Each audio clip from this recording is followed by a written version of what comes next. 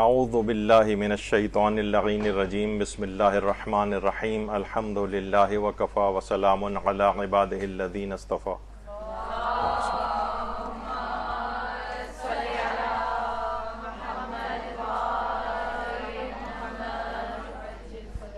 قرآن مجید کے سلسلے میں جو انحرافی افکار جو لوگوں کے دماغوں میں اس سے متعلق کچھ باتیں آ رہی ہیں، تو اس سلسلے میں ہماری گفتگو جاری تھی. تو بعض دفعہ یہ کہا گیا کہ قرآن کی تلاوت کا کوئی فائدہ نہیں ہے، قرآن تو یعنی تلاوت قرآن کی کثرت کرنا اور فقط جب تک غور و فکر و تدبر نہ کیا جائے، اس کا ہم نے جواب دیا. پھر یہ آیا کہ جناب قرآن کے اس کا بھی کوئی فائدہ نہیں ہے، اگر حفظ وغیرہ کیا جائے، یہ رٹو طوطا بننے کی کیا ضرورت ہے، اصل تو چیز ہے کہ انسان ایک آیت بھی سمجھ کے پڑھ لے تو کافی ہونا چاہیے. اس کے ہم نے جواب دیے. پھر ایک چیز اور بھی ہے کہ بھئی قرآن کتاب ہدایت سے ہدایت لینی چاہیے. یہ کیا کہ آپ کوئی مریض ہو جائے تو آپ اس کی شفا یابی کے لیے پڑھ رہے ہوں، رزق میں کمی ہو رہی ہے تو آپ اس کے لیے پڑھ رہے ہوں، کوئی مشکل پیش آ رہی ہے تو اس کے لیے پڑھ رہے ہوں. یہ قرآن کا یہ کام تو نہیں ہے. قرآن تو صرف کتاب ہدایت ہے. دیکھیے اب جو اس میں چیزیں بیان ہوں گی، یہ خود بخود ایک تو اس کا جواب بھی بنے گا، اور دوسرا جتنی مثالیں اس کے اندر آئیں گی اس کو آپ اپنے لیے اس طور پر لاہے عمل کے طور پر بھی اس کو سنیں کہ کون کون سے دنیاوی مقاصد تک کے لیے، دنیاوی حاجات تک کے لیے قرآن نے جو ہے وہ اس کو احادیث کے اندر قرآن کو پڑھنے کو باعث فضیلت قرار دیا ہے.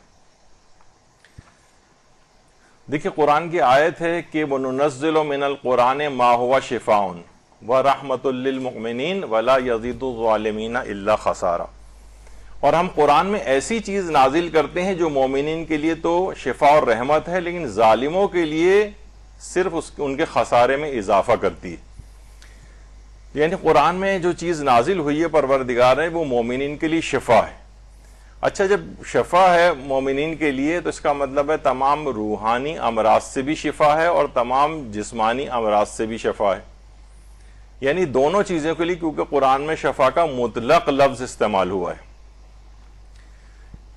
اس کا مطلب ہے اچھا روحانی امراض سے شفا کیا ہے؟ یعنی بہت سارے ہمارے فاسد اعتقادات ہیں،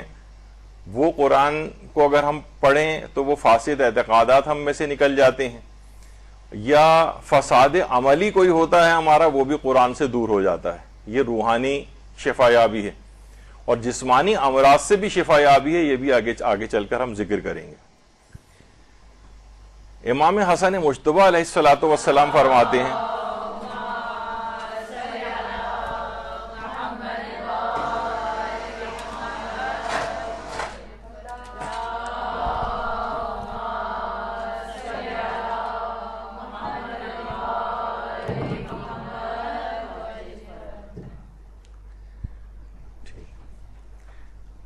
فرماتے ہیں کہ اسی قرآن میں ہدایت کی روشنی کے چراغ اور دلوں کی شفا ہے. یعنی اس کا مطلب ہے دلوں کی شفا، یعنی روحانی جتنی بھی امراض اور بیماریاں اور خرابیاں ہیں اس سے بھی شفا یابی ہے. تو اور ہدایت کی روشنی کے چراغ بھی ہیں اس میں. یعنی اس میں تو کوئی دوسری بات ہی نہیں ہے کہ قرآن کتاب ہدایت ہے، لیکن اس کو کہا جائے کہ فقط یہ کتاب ہدایت ہے، اس سے کوئی دنیاوی کوئی اور کام نہیں لیا جا سکتا، کوئی دنیاوی چیز جو ہے اس کی حاجت کے لیے سے نہیں پڑھا جا سکتا. ایک انحرافی نظریہ ہے. اس کا مطلب ہے کہ جو معترض ہے اس نے ان ہزاروں احادیث کو پڑھا ہی نہیں ہے کہ جس میں دنیاوی حاجات کے لیے بھی قرآن مجید کو پڑھنے کی تاکید کی گئی. اچھا، اب کون کون سی مثلا چند مثالیں دے رہے ہیں. دیکھیں آیت اللہ حاج شیخ مجتبی قزوینی خراسانی یہ فرماتے تھے، جو کتاب مطالعہ قرآنی، یہ مطالعہ جس طرح مطالعہ پاکستان کہا جاتا ہے وہ نہیں، بلکہ تے سے ہے مطالعہ قرآنی محمد علی رحیمیان کی. اس میں آیت اللہ شیخ مجتبی قزوینی خراسانی کا قول نقل کیا گیا ہے کہ اگر باوضو ہو کر 7 دن تک پورے قرآن کے تمام لکھے ہوئے صفحات پر بسم اللہ الرحمن الرحیم پڑھتے ہوئے ہاتھ پھیریں، یعنی قرآن کا کوئی صفحہ ہے اس پہ باوضو ہو کر پورے اس کے صفحے کے اوپر ہاتھ پھیریں، اور اس طرح سے ایک پورا قرآن ختم کرتے ہوئے، یعنی ایک دن میں پورا قرآن ختم کر لیں، بسم اللہ الرحمن الرحیم پڑھتے ہوئے ایک صفحے پہ ہاتھ پھیرا، پھر بسم اللہ پڑھتے ہوئے دوسرے صفحے پہ، پھر تیسرے صفحے پہ، اس طرح یہ 7 دن تک کیا جائے، اور پھر بیماری والے مقام پر ہاتھ رکھ کر بسم اللہ الرحمن الرحیم پڑھے تو دیکھے گا کہ بیمار انشاءاللہ شفا یاب ہو جائے گا۔ اللہم صلی علی محمد وعلی محمد۔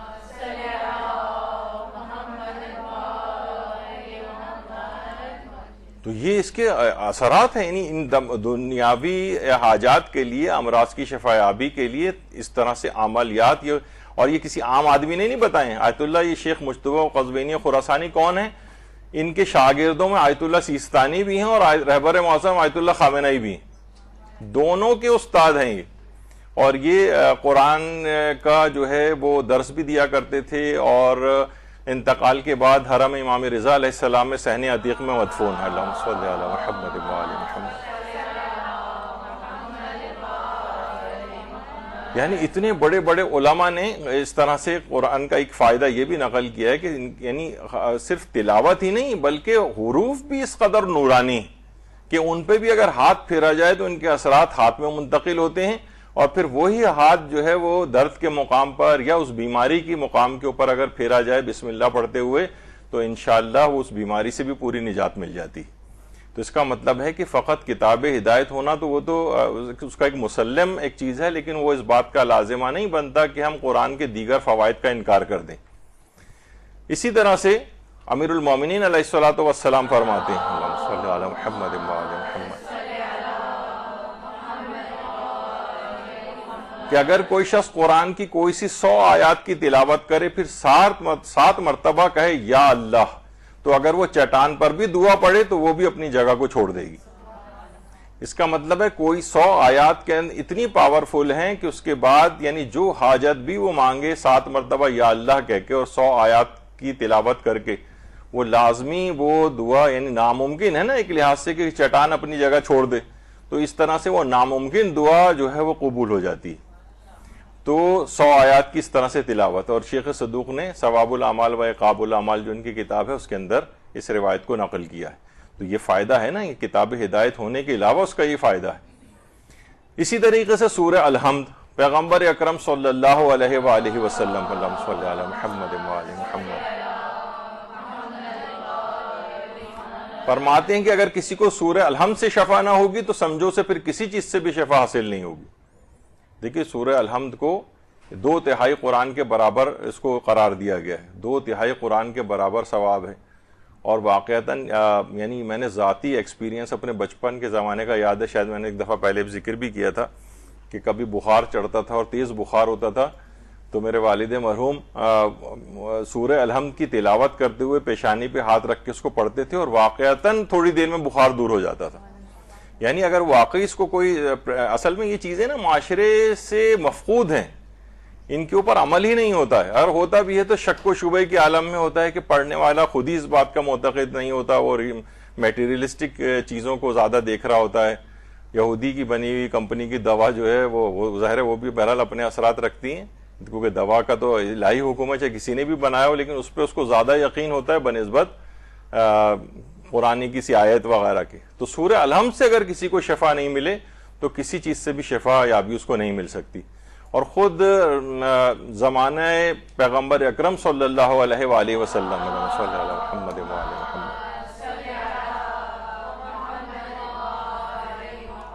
قرآن کی اس شفا یابی کی جو تاثیر ہے اس سے استفادہ ہوتا تھا۔ روایت میں ملتا ہے کہ پیغمبر اکرم کے ایک صحابی جو تھے ان کو سانپ نے کاٹ لیا، تو اس وقت کوئی فوری طور پہ کوئی دوا بھی اویلیبل نہیں تھی، نہ اس کا کوئی علاج اس وقت تھا، تو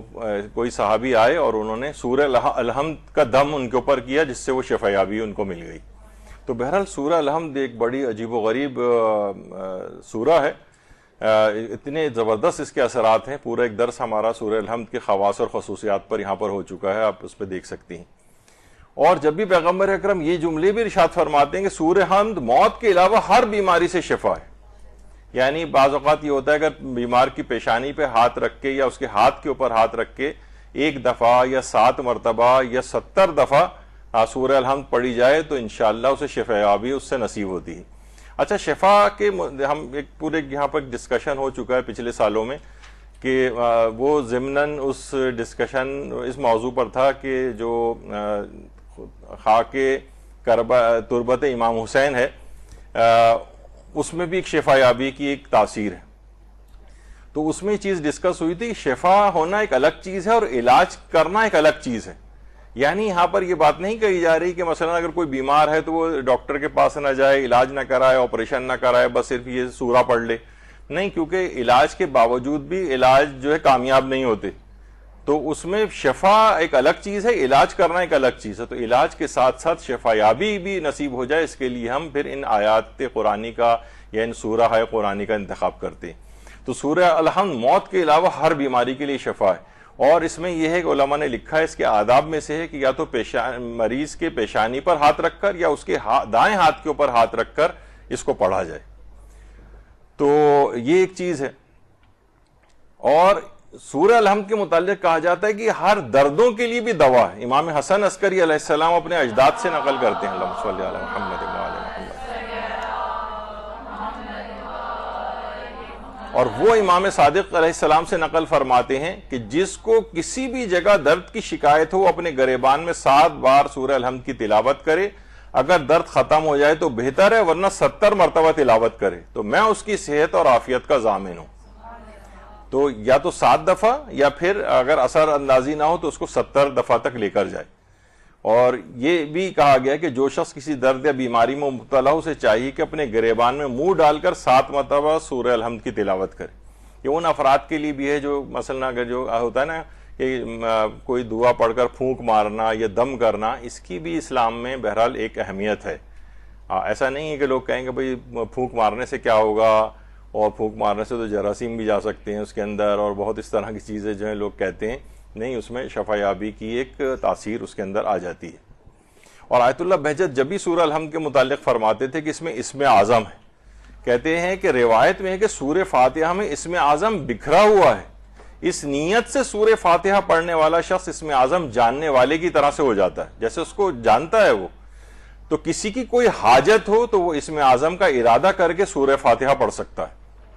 کیونکہ اس میں تمام آثار اسم اعظم پائے جاتے ہیں.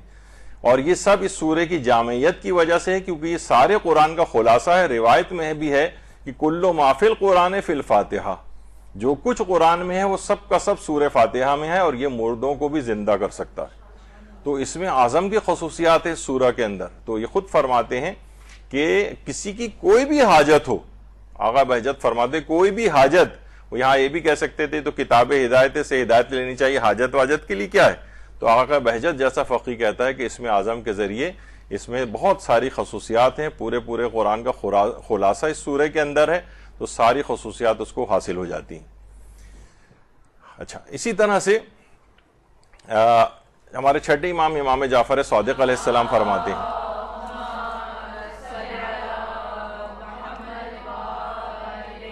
کہ اگر یرقان کے مریض کو سورہ سبا کا پانی پلایا جائے اور اس کے چہرے پر پانی چھڑکا جائے تو اللہ کے حکم سے یرقان جاتا رہے گا. اچھا, یرقان کی کتنی ٹائپس ہیں, اے بھی ہوتا ہے, ہیپیٹائٹس اے بی سی ڈی ای, اور اتنے سارے اب آ گئے ہیں. تو اس میں بالکل ایک مطلق طور پر بات کی گئی, ہر وہ چیز جس میں جانڈس ہوتا ہے یعنی جو یرقان کا باعث ہے, اس میں مریض کو سورہ سبا کا پانی پلایا جائے. یعنی سورہ سبا کو اگر زعفران سے لکھ کر, اچھا دیکھیے زعفران میں ایک الگ خصوصیت ہے. پچھلے دنوں میں میرا ارادہ تھا کیونکہ بہت سارے اذکار اور دعاؤں میں آتا ہے کہ اس کو زعفران سے لکھا جائے اور اس کے بعد اس کا دھو کر اس کا پانی پیا جائے. تو اس زعفران میں ایسی کیا خصوصیت ہے, تو وہ انشاءاللہ اس پہ کبھی ہمارا اس میں موضوع بنے گا آگے. وہ تو اگر سورہ سبا کو زعفران سے کسی کاغذ کے اوپر آپ لکھ لیں اور اس کے بعد اس کو پانی سے دھو کر یا زمزم وغیرہ سے دھو کر اس کا پانی یرقان کے مریض کو بھی پلائیں اور اس کے چہرے پر چھڑکیں بھی, تو یہ یرقان کے ختم ہونے کا باعث بنتا ہے. تو بہرحال اب یہ کیا چیز ہے, خود چھٹے امام یہ بتا رہے ہیں کہ یرقان کے مریض کو, یعنی اگر یہ ہوتا کہ صرف کتاب ہدایت ہے باقی اس کو کسی بھی چیز کے لیے نہیں پڑھ سکتے, تو چھٹے امام کی یہ والی حدیث بھی نہ ہوتی. مصباح کفمی میں علامہ کفمی جو دعاؤں اور عملیات کے سلسلے کے بڑے مشہور عالم ہیں, انہوں نے اس روایت کو لکھا ہے. اچھا, اسی طرح سے سورہ دہر کو لکھ کر پیغمبر فرماتے ہیں کہ اگر کوئی اس کا پانی پیے تو اس کے دل کا درد بہتر ہو جائے گا. یعنی اگر کسی کو انجائنا کا مرض لاحق ہوتا ہے, دل میں درد ہوتا ہے, اور اس کا جسم صحیح و سالم ہو جائے گا اور وہ بیماری سے نجات پائے گا. اس کا مطلب ہے سورہ دہر کو بھی لکھ کر اور اس کا پانی اگر پیا جائے, اور وہی طریقہ کار ہے کہ عام بال پوائنٹ وغیرہ یا کسی انک پین وغیرہ سے اس کو نہ لکھیں, کیونکہ اس کا پانی اس لحاظ سے مضر صحت ہو سکتا ہے پینا. اس کو زعفران سے لکھا جائے یا کسی اور چیز سے, وہ اس کی جب ہم زعفران پہ گفتگو کریں گے تو اس کے اور آلٹرنیٹیوز بھی انشاءاللہ بیان کریں گے. تو بہرحال یہ کہ جس کو پینے میں آپ کو کوئی وہ نہ ہو, کوئی صحت کا کوئی ہیزرڈ نہ ہو, تو سورہ دہر کو لکھیں کاغذ کے اوپر زعفران سے, پھر اس کو دھو کر اس کا پانی پئیں, تو اس کا دل کا درد بہت بہتر ہو جاتا ہے. اچھا, اور بھی بہت سی چیزیں روایات میں ایسی ضمناً آ رہی ہیں تو میں بتا دوں. مثلا اجوا کھجور جو ہے یہ بھی دل کے لیے, اچھا پوری اجوا کھجور کا جو یہ میوہ اوپر ہوتا ہے اس کے, وہ اس کی بھی اپنی خصوصیات اور خاصیتیں ہیں. البتہ روایت میں ہے کہ ایک دفعہ حضرت امیر المومنین کی اپنی موجودگی میں, اللہم صلی علی محمد و آل محمد, ایک شخص کو دل کا دورہ پڑا, تو فوری طور پر حضرت امیر نے, روایت میں آتا ہے کہ انہوں نے ایک اجوا کھجور کی گٹھلی کو پیسا اور اس کو کھلایا, جس سے اس کا دل کی جو مرض میں اس کو شفا یابی ہوئی. تو بہرحال یہ اب چیزوں کی ظاہر خصوصیات ہیں, اور لوگ کہتے ہیں بھائی یہ کیا دوائیں. دیکھیے ایک اور بھی چیز یاد رکھیں, جو چیزیں سب بیان ہوں گی تو یہ بھی جتنی بھی جو دوائیں بھی ہیں نا, یہ آپ کو جتنی مارکیٹ میں نظر آ رہی ہیں, یہ بھی سب جڑی بوٹیاں ہی ہیں. یعنی کوئی آسمان سے نازل ہونے والی نہیں, چاہے وہ کتنے رنگین کیپسولوں کے اندر ہوں, کتنی عجیب و غریب شکلوں کی گولیاں ہوں, یا مثلا جو ہے وہ انجیکشنز کی صورت میں ہوں. اگر آپ ان کے پیچھے روٹس پہ جائیں کہ یہ دوا, یہ چیز, یہ کیمیکل کہاں سے ہے, تو پتہ چلے کوئی نہ کوئی جڑی بوٹی کی شکل کے اندر وہ موجود ہے. اب وہی چیز ریفائنڈ شکل میں آپ لے آئے ہیں, اسی کی ٹیبلٹ وغیرہ بنا دی جائے مثلا اس پر ریسرچ کر کے, تو ممکن ہے کہ وہی گولی کی صورت میں یہ چیزیں ملنے لگیں. تو بہرحال یعنی اس کے اندر یہ والی خصوصیات اس لحاظ سے پائی جاتی ہیں. اب بہت سی دعائیں بھی ہیں, دیکھیے وہ بھی اثر پذیری کرتی ہیں. جیسے ہمارے مدرسے کے سرپرست اعلیٰ حجت الاسلام والمسلمین مولانا غلام علی وزیری نجفی صاحب قبلہ, یہ جو ہیں خود جب ان کا بائی پاس آپریشن ہوا تھا, ایک دفعہ میں نے پہلے بھی ذکر کیا تھا. اچھا, مولانا کی شخصیت بڑی اسٹرانگ شخصیت ہے, جو لوگ ان سے ملتے ہیں وہ واقعی دیکھتے ہیں. خود جب ان کا دیکھیے بائی پاس آپریشن ہوا, تو عام طور پر جس کا بائی پاس آپریشن ہوتا ہے ڈیورنگ ہاسپٹلائزیشن ہی, ڈسچارج ہونے سے پہلے 10 12 15 پاؤنڈ تو اس کا ویٹ ریڈیوس ہو ہی جاتا ہے. موت کا خوف, یہ وہ بہت ساری چیزیں, جیسے کہا جاتا ہے نا کہ ایک بکری کو خوب پیٹ بھر کے روزانہ کھانا کھلایا جائے تو, اور اس کے سامنے ایک بھیڑیا جو ہے باندھ دیا جائے, تو اس کا وزن ایک رتی برابر بھی نہیں بڑھے گا, کیونکہ وہ خوف سے ہی آدمی گھلتا جاتا ہے. تو مولانا جب خود بھی کہتے ہیں کہ مجھے موت کا 1% بھی خوف نہیں, ایک واقعی ایک بڑی عجیب و غریب مولانا کی خصوصیت ہے. تو جس وقت ان کی اینجیو پلاسٹی ہو رہی تھی تو اس میں کوئی کمپلیکیشن ہو گئی, اور بالکل مولانا کا بلڈ پریشر بالکل ہوتے ہوتے انتہائی کم ہو گیا. سارے جو آپریشن تھیٹر کے اندر جو افراد تھے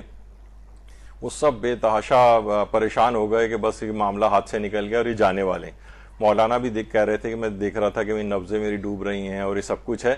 تو اس وقت ایک دعا جو حضرت امیر المومنین سے ہے, اللہم صلی علی محمد و آل محمد, نہیں بلکہ پیغمبر اکرم سے, ان کے لیے بھی درود بھیجے, اللہم صلی علی محمد و آل محمد,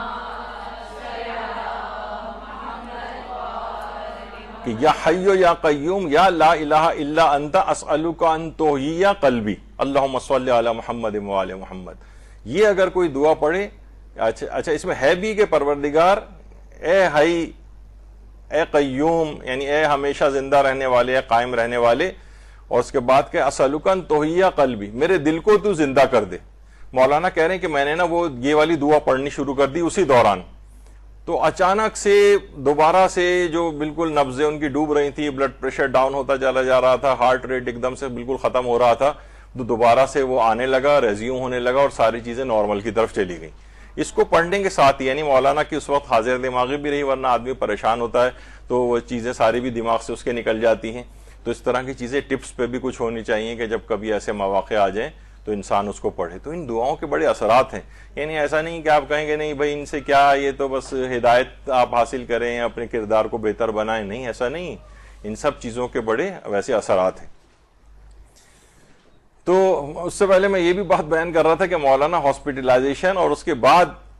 ڈسچارج ہونے تک اور بعد تک کہہ رہے ہیں 1 پاؤنڈ بھی وزن میں کمی واقع نہیں ہوئی تھی, موت کا کوئی خوف ہی نہیں. ویسے ہنستے کھیلتے جب ان کا آپریشن کے لیے جا رہے تھے, میں بھی ہاسپٹل میں تھا اور مولانا کو ہم خداحافظ کر رہے تھے اور ایسے نارمل طریقے سے بات کر رہے تھے ہنس بول کے جیسے کوئی مسئلہ ہی نہیں, اور اس کے بعد آپریشن تھیٹر چلے گئے اور بائی پاس آپریشن بھی ہوا. انجیوپلاسٹی کی بات تو پہلے کی تھی اس سے. تو بہرحال پھر ایک اور بھی ہے, یہ خواص القرآن جو ضیاء الدین عالمی کی مصباح کفہمی کے اندر بھی البتہ یہ ہے کہ سورہ فرقان کو لکھ کر اپنے ساتھ رکھنے سے موذی, کیڑے اور جراثیم وغیرہ قریب نہیں آتے. دیکھیے تو عام سے اس کے اندر بھی ہوتا ہے, آپ دیکھتی ہیں ماسپیل وغیرہ یہ سب لگا لیجیے, مچھر قریب نہیں آتے. تو سورہ اس میں کوئی پریشانی اور حیران کن والی چیز کوئی ایسے امر نہیں ہے کہ انسان کہے کہ نہیں یہ کیسے ممکن ہے بھائی سورہ فرقان کو لکھ کے رکھا ہے اور کوئی موذی کیڑے جو ہیں وہ قریب نہیں آ رہے ہیں. تو لوگ کر کے دیکھیں, واقعتاً ان چیزوں کی یہ اثرات ہیں, علماء اس کو نقل کرتے آ رہے ہیں چیزوں کو. اصل میں یہ ہے کہ ہم نے ان کے اوپر عمل کرنا ہی بند کر دیا اور اعتقاد نہیں رکھتے ان چیزوں کے اوپر, زیادہ مادی اور میٹیریلسٹک پردے دماغوں کے اوپر چڑھ گئے ہیں جس کی وجہ سے ایسا ہوتا ہے. اچھا, اسی طرح سے آیت الکرسی کو کہا جاتا ہے یہ بڑی شفا بخش. حضرت امیر المومنین علی ابن ابی طالب علیہ الصلوۃ والسلام فرماتے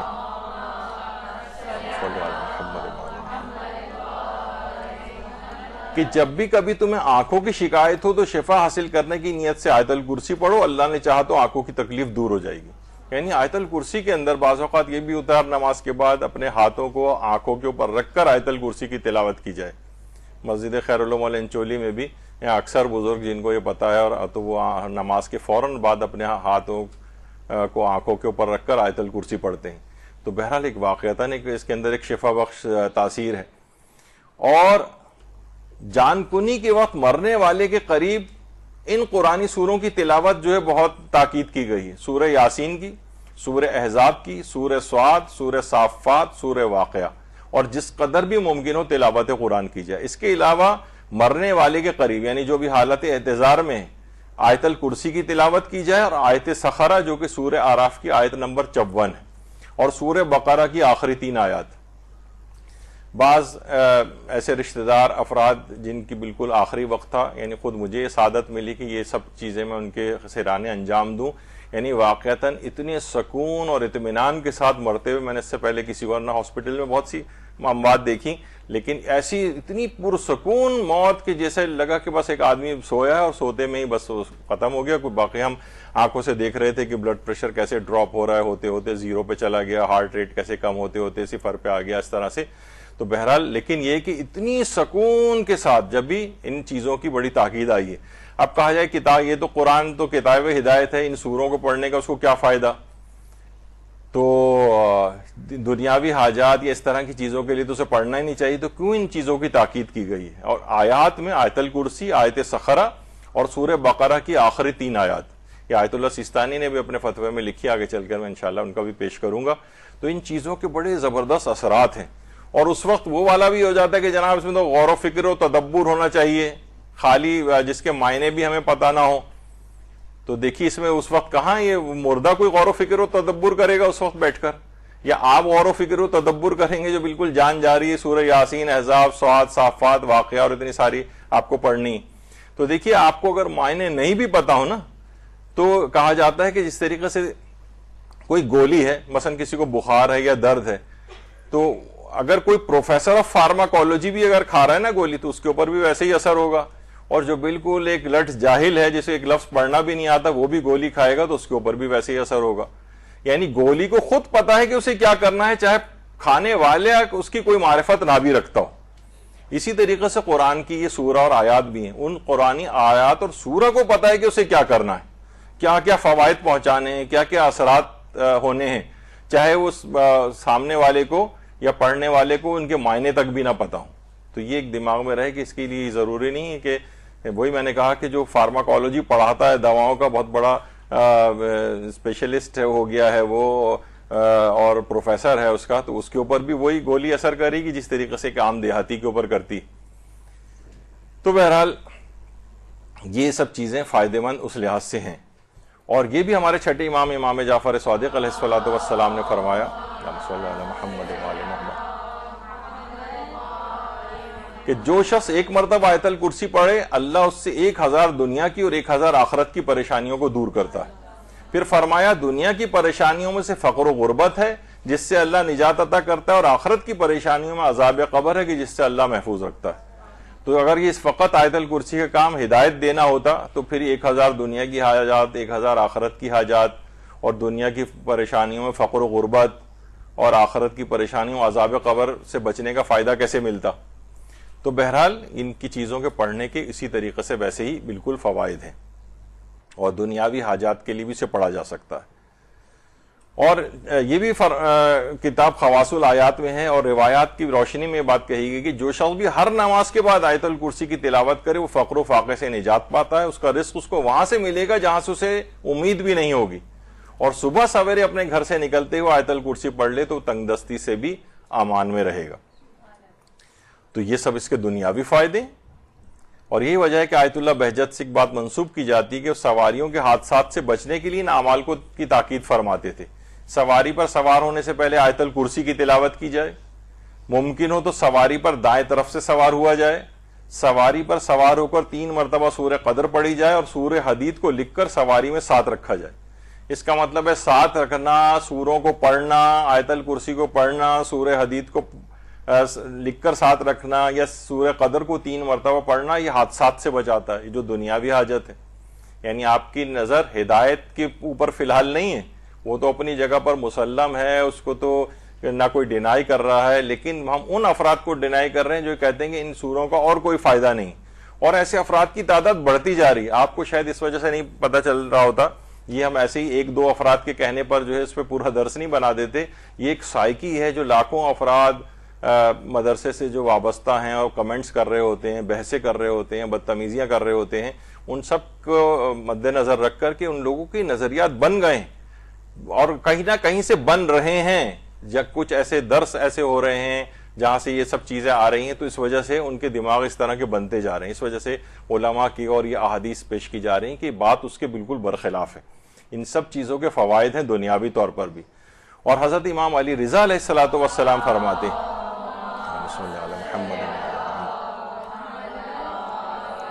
ثواب الاعمال شیخ صدوق میں جو شخص سوتے وقت آیت الکرسی کی تلاوت کرے تو اسے فالج کا خوف نہیں رہے گا انشاءاللہ، اور جو ہر نماز کے بعد آیت الکرسی کی تلاوت کرے گا اسے بخار نقصان نہیں پہنچائے گا. اچھا آپ دیکھیں، سوتے وقت آیت الکرسی کی تلاوت، اس سے فالج کا خوف نہیں رہے گا. تو بڑی مجھے اس لحاظ سے، کیونکہ ہماری فیلڈ سے وابستہ والی چیز بھی ہے، تو باقاعدہ اس پہ پوری ریسرچ ہوئی ہے کہ جتنے بھی یہ سیریبرو ویسکولر ایکسیڈنٹس یا کارڈیو ویسکولر ایکسیڈنٹس جو ہوتے ہیں، یہ عام طور پر اس میں 14 to 44% یہ سوتے میں ہی ہوتے ہیں، جس کے نتیجے میں فالج ہوتا ہے. یعنی اچھا اس میں امام نے فرمایا جو سوتے وقت آیت الکرسی کی تلاوت کرے گا اسے فالج کا خوف نہیں ہوگا. یعنی اس کا مطلب یہ ہوا کہ یہ بالکل اگرچہ ہم اس کے خلاف ہیں، میں نے پہلے بھی کہا تھا کہ یہ ہر چیز کو سائنس کے ساتھ زبردستی نفی کر دینا، لیکن اس میں واقعتاً اس بات کی تائید ہوتی کہ زیادہ تر یہ امراض سوتے کے اندر ہی ہوتے ہیں. سلیپ ایپنیا ایک چیز کہلاتی ہے جس میں بڑی ڈسٹرب سلیپ ہوتی ہے اور آکسیجن کی سپلائی جو ہے برین کو متاثر ہوتی ہے، تو اس کو فالج کا خوف نہیں ہوگا. اور جو شخص ہر نماز کے بعد آیت الکرسی کی تلاوت کرے اسے بخار نقصان نہیں پہنچائے گا. اچھا بعض اوقات بخار کے اندر دیکھیے یہ ہوتا ہے کہ اس میں کمپلیکیشنز ہوتی ہیں، فٹس پڑنے لگتے ہیں، اس میں بھی برین کی کبھی انوالومنٹ جو ہے اس لحاظ سے ہو جاتی ہے،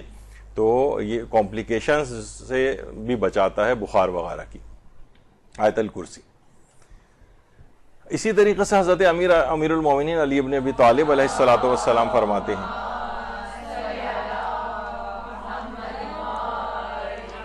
کہ جب بھی تمہیں آنکھوں کی کوئی شکایت ہو تو شفا کے حصول کی نیت سے آیت الکرسی پڑھو، اللہ نے چاہا تو آنکھوں کی تکلیف دور ہو جائے گی. تو یہ آیت الکرسی کے اندر یہ والی دنیاوی امراض سے شفا یابی بھی ہے. اور آیت اللہ وحید خراسانی نے خاص طور پر وہ بڑی وبا جو کچھ دن پہلے چلی تھی، اس زمانے میں ان کا بھی یہ بیان آیا تھا. وہ فرماتے ہیں کہ طبیبوں کی ہدایات پہ بھی عمل کریں، حفظان صحت کے جو اصول بتائے گئے ہیں ان کے ساتھ ساتھ روزانہ اپنے دل پر ہاتھ رکھ کر 7 مرتبہ سورہ مبارک الحمد کی تلاوت کی جائے، اور روزانہ صبح و شام 7 مرتبہ آیت الکرسی العلی العظیم تک قرات کی جائے، تو انشاءاللہ ان بیماریوں سے صحت یابی نصیب ہوگی. تو یہ علی الخصوص آیت اللہ وحید خراسانی نے اس خاص بیماری کے لحاظ سے بھی اس بات کو کہا، اور ویسے بھی عمومی طور پر بھی بیماریوں سے بچنے کے لیے اس پہ روزانہ اگر عمل شروع کر دیا جائے، یعنی روزانہ اپنے دل پر ہاتھ رکھ کر 7 مرتبہ سورہ الحمد اور صبح و شام 7 بار آیت الکرسی کی تلاوت العلی العظیم تک، تو انشاءاللہ بہت بیماریوں سے حفاظت رہے گی. جو پہلے سے بیماریاں ہیں وہ بھی صحیح ہوں گی اور انڈر کنٹرول بھی رہیں گی. آیت الکرسی کی اتنی تفصیلی ہے، 2 گھنٹے کی ہماری پوری ایک نشست آیت الکرسی کے اس طرح کے فضائل، اس کے عملیات، اس کے اندر پائے جانے والے اسرار و رموز اس پہ ہو چکی ہے. یہاں پر جو شوقین ہو اس میں سن سکتے ہیں. اچھا، اسی طرح سے پیغمبر اکرم صلی اللہ علیہ وآلہ وسلم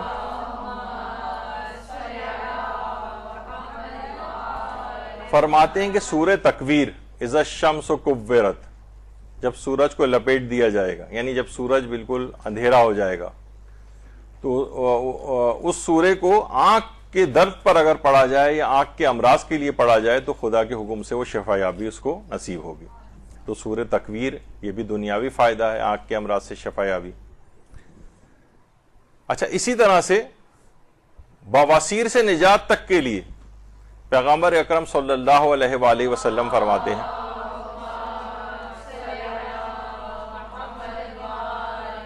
کہ اگر بواسیر کے مریض کے پاس سورہ اعلیٰ کی تلاوت کی جائے تو بواسیر جڑ سے ختم ہو جائے گی اور مریض کو جلد شفا یابی نصیب ہوگی. اچھا، ایک اور بھی چیز علماء نے لکھی ہے کہ سورہ اعلیٰ کو لکھ کر اور اس کا تعویذ بنا کے پہن بھی سکتا ہے یہ مریض. اچھا، ویسے یہ بطور یعنی ایک طبی ایک مشورے کے طور پر عام طور پہ جو بواسیر ہوتی ہے ویسے اس کی کئی اقسام ہوتی ہیں،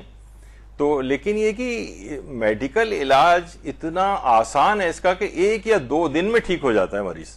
لیکن ایسے مریض بھی ہمارے پاس آئے ہیں جو یہ کہتے ہیں کہ جناب ہمارے ابا جو ہیں مثلا 40 سال سے بواسیر کا علاج کر رہے ہیں اور فلاں دوا کھا رہے ہیں. تو میں بڑا حیران ہوں کہ بھئی 40 سال سے یہ تو 2 دن میں ختم ہونے والے. بعض اوقات اس میں ایک بینڈنگ ہوتی ہے یا کرائیو سرجری کہلاتی ہے، وہ -196 degree centigrade extreme cold لگایا جاتا ہے تو وہ سکڑ جاتے ہیں ساری ویسلز وغیرہ اور مریض ٹھیک ہو جاتا ہے. یا کسی ایک میں ایک آپریشن ہیمورائڈیکٹمی کہلاتا ہے، وہ بھی چند دن میں ٹھیک ہو جاتا ہے. اتنا دن پالنے کی ضرورت نہیں بیماریوں کو. تو بہرحال جہاں ویسے شفا یابی کے لحاظ سے تو اس میں پیغمبر سورہ اعلیٰ کی تلاوت کرنے کو کہتے تھے. اور سورہ اعلیٰ کی تلاوت یعنی پیغمبر نے اکرم نے یہ بات بھی ارشاد فرمائی ہے کہ جو بھی سورہ اعلیٰ کی تلاوت کرتا ہے تو اس پہ اسے حضرت ابراہیم اور حضرت موسیٰ کے اوپر جو صحیفے نازل ہوئے ہیں ان کی تلاوت کا ثواب اس کو دیا جاتا ہے. جب اس کے اندر ہی سورہ اعلیٰ کی آیت ہے صحف ابراہیم و موسیٰ. تو بہرحال سورہ اعلیٰ یہ بڑا زبردست سورہ ہے، اور اس مرض تک کے لیے آپ سوچیں کہ ایسے مرض کے لیے بھی الگ سے ایک سورہ جو ہے پیغمبر اکرم نے جو تعلیم کیا ہوا ہے. تو اس میں کوئی ایسے مذائقے کی بات نہیں ہے، اور بلکہ یہ بڑا ریکمینڈڈ ہے کہ امراض کی شفا یابی کے لیے ان سورہ قرآنی کو پڑھا جائے. اس طرح کان کے امراض میں شفا یابی کے لیے سورہ اعلیٰ کی تلاوت کی جائے. بواسیر کے لیے بھی آپ نے سنا، اور اس کے علاوہ بواسیر میں ویسے کہہ دوں پائلز یا ہیمورائڈ جس کو کہا جاتا ہے، کیونکہ ہو سکتا ہے بہت سے لوگ اس کو نہ سمجھتے ہوں. تو کان کے امراض کے لیے بھی سورہ اعلیٰ. اچھا، کان کے امراض کے لیے بآواز بلند اذان دینا بھی ہے، تو یہ بھی فائدہ مند ہے. اور تسبیح حضرت فاطمہ الزہرا سلام اللہ علیہا کو بھی کہا جاتا ہے. اللہم صلی علی محمد وعلی محمد. تو کان کے درد والے مریض کے کان کے پاس آ کر سورہ اعلیٰ کی تلاوت کی جائے تو کان کا درد بھی ٹھیک ہو جاتا ہے. تو یہ ان سے بھی شفا یابی لی جائے. اچھا، اسی طریقے سے امام جعفر صادق علیہ الصلوۃ والسلام فرماتے ہیں کہ جو سورہ طارق کو کسی چیز پر پڑھے اسے دوا سمجھ کر پی لے، مثلا پانی کے اوپر پڑھے اور اسے دوا سمجھ کے پی لے تو اسے بھی شفا یابی نصیب ہوتی ہے. تو یہ بھی خود ایک شفا یابی ہے. اچھا، اسی سورہ طارق کی ایک بڑی خصوصیت ہے کہ یوم عرفہ خاص طور پر ہمارے استاد محترم مولانا صادق حسن صاحب قبلہ وہاں میدان عرفات میں وہ باقاعدہ پوری ایک لسٹ جو ہے ان کے ہاتھ میں ہوتی ہے کہ 3 مرتبہ سورہ والطارق کو سب لوگوں کے ساتھ مل کر پڑھتے ہوں. اور وہ فرماتے ہیں کہ یقیناً ان کے پاس اس کا کوئی حوالہ ایسا موجود ہوگا کہ عرفات کے دن آپ لوگ بھی چاہیں تو جو یہاں پر اس وقت حج پہ نہ گئے ہوں وہ بھی اس کو کریں. 3 دفعہ سورہ طارق کو خاص طور پر جس کے لیے بہت مجرب ہے، وہ کسی لڑکی کی یا لڑکے کی شادی اگر نہیں ہو رہی ہو تو ان کی شادی کی نیت سے جن افراد نے بھی 3 دفعہ روز عرفہ سورہ طارق پڑھی ہے، مولانا فرماتے ہیں تقریباً سب کی شادیاں اگلے عرفات کا دن آنے سے پہلے، اگلے سال کا اس سے پہلے وہ سب کی شادیاں ہو چکی ہوتی ہیں۔ تو مولانا اکثر اتنی بڑی لسٹ ان کے پاس ہوتی ہے، کبھی وہ پڑھ بھی نہیں پاتے ہیں، اتنا لوگ ان کے پاس نام کو نوٹ کرواتے ہیں کہ میدان عرفات میں حاجی جو ہے وہاں پہ ان کا نام لیا جائے، ان خواتین کا جو اگر ممکن ہوتا ہے تو پڑھتے ہیں، ورنہ وہ کہتے ہیں ان صفحات کے اوپر جتنے بھی نام لکھے ہوئے ہیں ان سب کی شادیاں تو نوٹ کیا جاتا ہے کہ اگلے سال تک ان سب کی شادیاں ہو چکی ہوتی ہیں۔ تو سورہ والطارق کا دیکھیں یہ والا بھی فائدہ ہے۔ اور اچھا بہت سی خواتین بھی وہاں پر، یہ تو خیر ذرا رات کا منظر ہے، وہ میدان عرفات میں جو صبح سے لے کر اور غروب آفتاب تک کا جو ٹائم ہوتا ہے اس کے اندر سورہ والسماء والطارق 3 دفعہ تلاوت کی جائے۔ اور پیغمبر اکرم صلی اللہ علیہ وآلہ وسلم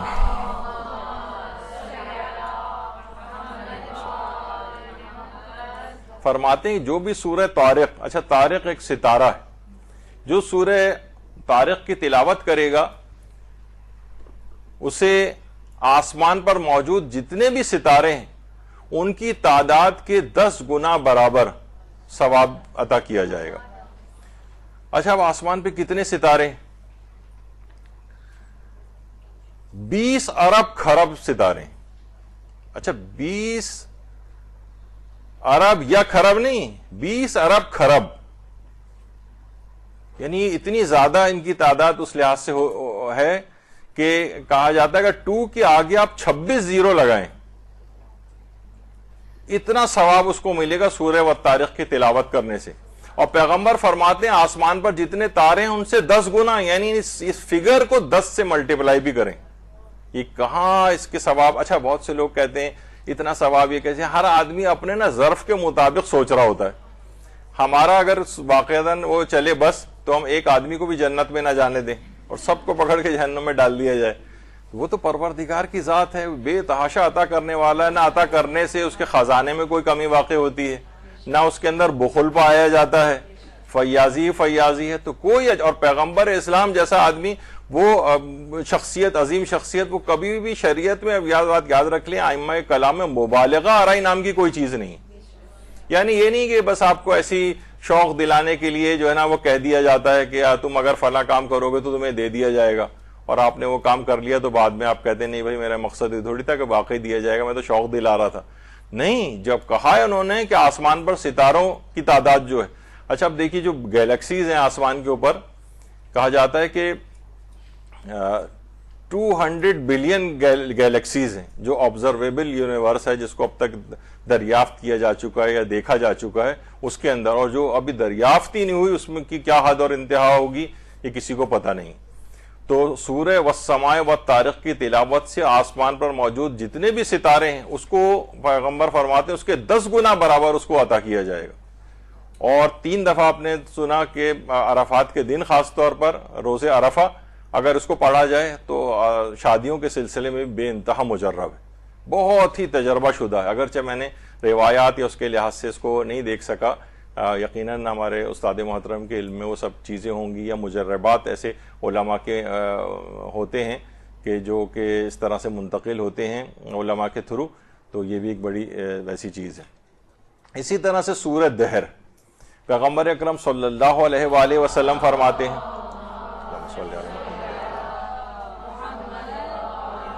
کہ جو بھی سورہ دہر کا اس کا پانی پیے گا اس کا دل بہتر ہوگا، یہ تو ابھی تھوڑی دیر پہلے حدیث آ بھی چکی۔ سورہ دہر کو پڑھنے کا ایک اور بڑا فائدہ جو ہے وہ بتایا گیا ہے، وہ ہے کہ اس سے اعصاب بہت قوی ہو جاتے ہیں۔ ہمارے یہاں ذرا سے ایک زور سے کوئی چیز برتن بھی گرتا ہے تو بالکل دل دہل جاتا ہے، گھنٹی بھی ایک دم سے کوئی بجا دے تو ایک دم سے آدمی اچھل جاتا ہے، یعنی اعصاب بہت کمزور ہیں، یعنی ذرا سا مشکل پیش آئے انسان ہمت ہاتھ چھوڑ بیٹھتا ہے، اپنے دل چھوڑ بیٹھتا ہے۔ اعصاب کی تقویت اور مضبوطی کے لیے سورہ دہر کی تلاوت بھی، اور کسی پانی کے اوپر دم کر کے اس کا پانی پیا جائے یا زعفران پہ لکھ کر اس کا پانی پیا جائے، تو اس کے اندر بھی بہت ہی اس طرح کے موجود ہیں چیزیں کہ جس سے انسان کے اعصاب قوی ہوتے ہیں۔ آنکھوں کی روشنی بڑھانے کے لیے بھی ہمارے چھٹے امام فرماتے ہیں اللہم صلی علی محمد و آل محمد۔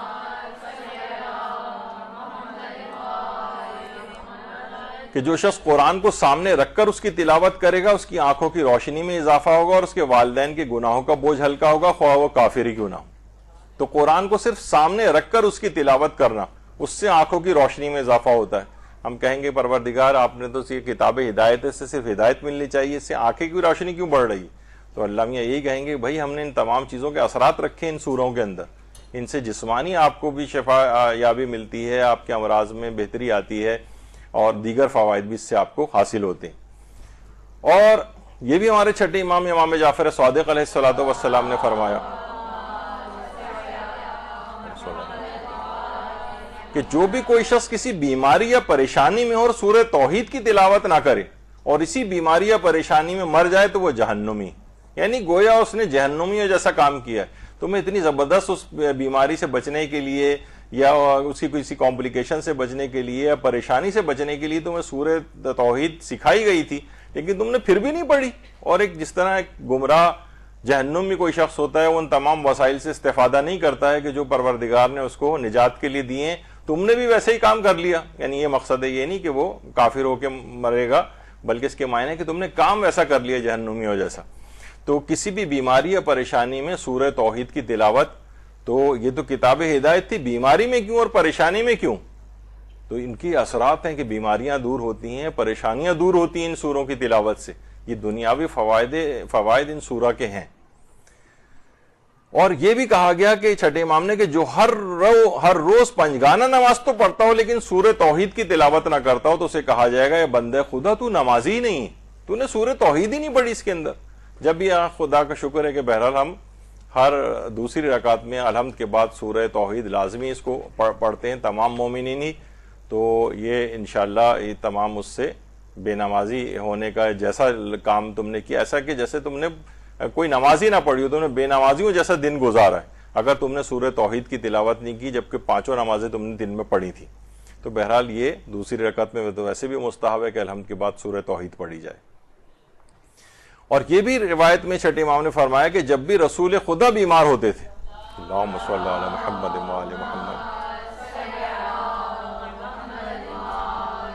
یا انہیں سر درد کی شکایت ہوتی تھی تو اپنے دونوں ہاتھوں کو بلند کر کے سورہ الحمد اور سورہ فلق و ناس کو تلاوت کرتے تھے اور پھر دونوں ہاتھوں اپنے چہرے مبارک پر مل لیتے تھے اور آپ کو جو مشکل بھی ہوتی تھی وہ حل ہو جاتی تھی۔ یعنی سورہ الحمد اور سورہ فلق و ناس کو پڑھ کر دونوں ہاتھ کے اوپر آپ پھونک مار لیں، اس کے بعد اپنے چہرے کے اوپر اس کو مل لیں، تو انشاءاللہ یہ جو اس طرح کے امراض ہوں، سر درد وغیرہ یا کوئی بھی جس کا جو سر سے ریلیٹڈ چیز ہو، بیماری یا پریشانی، انشاءاللہ وہ دور ہو جائے گی۔ پیغمبر کا اپنا بھی طریقہ کار یہی تھا۔ شیخ بہائی کے متعلق ایک ملتا ہے کہ ایک نسخہ انہوں نے 900 ایسی عورتوں کے لیے جو بانجھ تھیں یا ان کے یہاں اولاد نہیں ہو رہی تھی ان کو تجویز کیا تھا اور وہ سب کی سب صاحب اولاد ہو گئی تھی۔ اور وہ نسخہ یہ تھا کہ سورہ رعد کی آیت نمبر 31 کو مقطع توڑ توڑ کر لکھیں، جیسے وَلَوْ أَنَّ قُرْآنَ سُيِّرَتْ بِهِ الْجِبَالِ، تو اس میں ولاؤ کو واو الگ، لام الگ، پھر واو الگ، پھر الف الگ، نون الگ، پھر قاف الگ، اس طرح سے لکھیں اور اس کو لفافے میں بند کر کے عورت اپنے پہلو کے ساتھ باندھ لے تو انشاءاللہ بہت جلد صاحب اولاد ہو جائے گی۔ اور 900 خواتین کو تجویز کی اور ساری کی ساری صاحب اولاد ہو گئی۔ دیکھا جائے تو قرآن ہدایت تھا نا قرآن، تو اس میں قرآنی آیات کو یہ طلب اولاد کے لیے شیخ بہائی کیوں لکھ رہے ہیں اور سب کی سب اس سے صاحب اولاد بھی ہو رہی ہیں؟ اچھا شیخ بھائی کوئی عام آدمی تو نہیں تھے، یعنی ان کو علامہ ذوالفنون کہا جاتا ہے۔ کون سا ایسا علم ہے کہ جو کہ شیخ بھائی کے پاس نہیں تھا؟ عالم بھی تھے، فقی بھی تھے، محدث بھی تھے، متکلم بھی تھے، میتھمیٹیشین بھی تھے، سائنٹسٹ بھی تھے، فن تعمیر آرکیٹیکٹ تھے بہت بہترین۔ کون سا علم ایسا ہے جو کہ شیخ بھائی 123 تو کتابیں لکھی ہیں انہوں نے، اور حرم امام علی رضا علیہ السلام میں مدفون۔ اللہم صلی علی محمد وآل۔ اور خود عملیات کے بہت بڑے ماہر تھے، حتیٰ کہ ان کے فتوے میں ایک خاص مصلحت کی وجہ سے اس زمانے کے جو معروضی حالات تھے اس میں جادو کا سیکھنا بھی انہوں نے واجب قرار دے دیا تھا اس زمانے کے حالات میں۔ تو بہرحال شیخ بہائی انہوں نے یہ چیز لکھی ہے کہ قرآن کی آیت کو مقطع کر کے، یعنی مقطع دیکھیں توڑنے کو کہتے ہیں، جیسے آپ غزلوں میں نہیں پڑھتی ہیں کہ وہ ایک مطلع ہوتا ہے جو سب سے پہلا شعر ہوتا ہے غزل کا، اور مقطع جو سب سے آخری شعر ہوتا ہے جس میں تخلص ہوتا ہے۔ بہت سے یعنی مطلع ہی ہے، صرف ابھی پہلا شعر ہی پڑھتے ہیں تو اندازہ ہو جاتا ہے کہ شاعر کتنے پانی میں. تو بعض اوقات اتنے بھونڈے اشعار ہوتے ہیں کہ مطلع پڑھتے ہی حاضرین جو ہے مقطع کی فرمائش شروع کر دیتے ہیں کہ بالکل آخری تخلص والا جس میں وہ پڑھ دو تاکہ شعر و شاعری سے جان چھوٹے. تو مقطع اسی وجہ سے اس کو کہا جاتا ہے کہ وہاں پر شاعری آ کر رک جاتی ہے، ٹوٹ جاتا ہے سلسلہ شاعری کا، اس وجہ سے وہ آخری شعر. تو اس کو بھی توڑ توڑ کر لکھا جائے اس آیت کو، یعنی سورہ رعد کی آیت نمبر 31 کو. تو بہرحال شیخ بہائی نے یہ چیز تجویز کی ہے، تو 900 عورتوں کے لیے تجویز کیا گیا اور سب کی سب جو ہے صاحب اولاد ہوں گے، تو یہ اس کا فائدہ ہے. اسی طریقے سے دوسرا والا جس میں پیغمبر اکرم نے ارشاد فرمایا کہ جو شخص بھی سورہ شعراء کو لکھ کر اس کا پانی پیے گا اسے ہر قسم کی بیماری سے شفا یابی نصیب ہوگی. اور خاص طور پر جو آیت شفا ہے، یعنی 7 مرتبہ یا کافی یا کاشف المرض پڑھے تو تمام امراض سے شفا یابی ہوگی. اور جو آیت شفا ہے وہ بھی اس کے ساتھ پڑھے، وَنُنَزِّلُ مِنَ الْقُرْآنِ مَا هُوَ شِفَاءٌ وَرَحْمَةٌ لِّلْمُؤْمِنِينَ وَلَا يَزِيدُ الظَّالِمِينَ إِلَّا خَسَارًا. تو یہ بھی روایات کے اندر اور اس طرح سے چیز بیان ہوئی ہے کہ ان کو پڑھنے سے بھی شفا یابی ملتی ہے. اور سورہ شعراء کے متعلق پیغمبر اکرم نے ایک جملہ اور بھی ارشاد فرمایا ہے، درود بھیجیے محمد علیہ،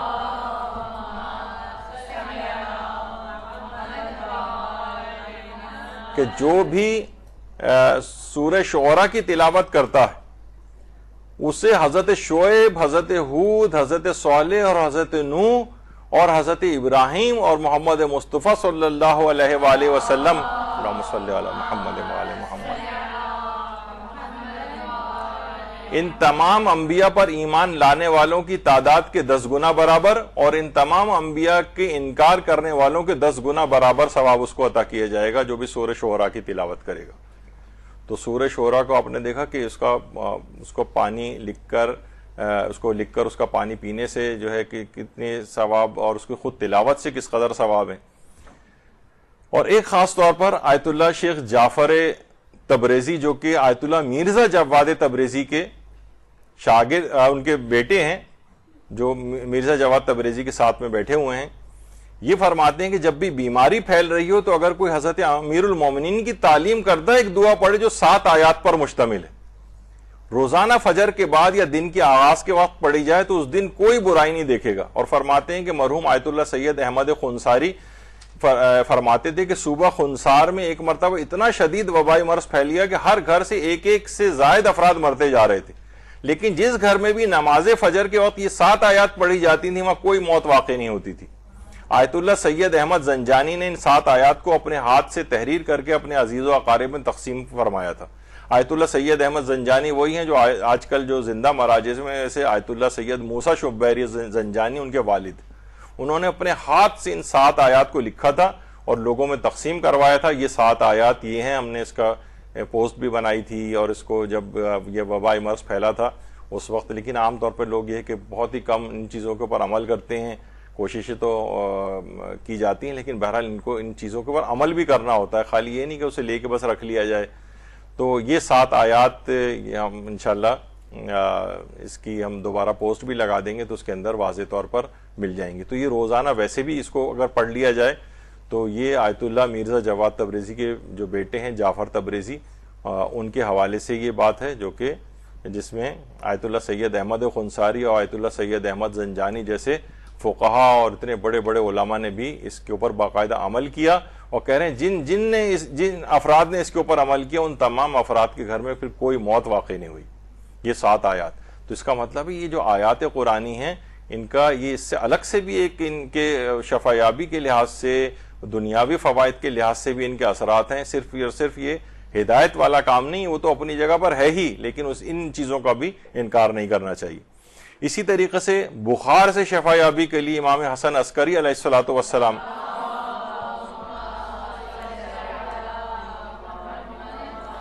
امام نے اپنے ایک صحابی کے سوال کے جواب میں فرمایا تھا کہ یہ آیت لکھ کر بخار کے مریض کے گلے میں ڈال دو.